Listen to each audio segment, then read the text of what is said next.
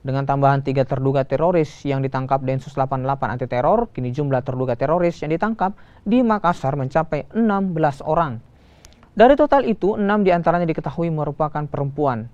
Polisi pun disebut telah menangkap otak pelaku bom bunuh diri di Gereja Katedral Makassar pada akhir Maret kemarin. Hingga hari ini ya, Densus 88 Mabes Polri ya dibantu dengan tim dari Polda Sulawesi Selatan telah mengamankan sebanyak 16 orang.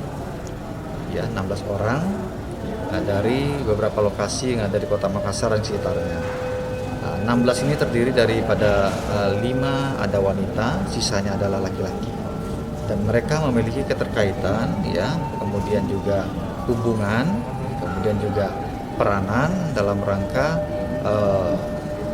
kedua korban pelaku utama yang melakukan aksinya di depan Gereja Katedral hingga meninggal dunia di TKP.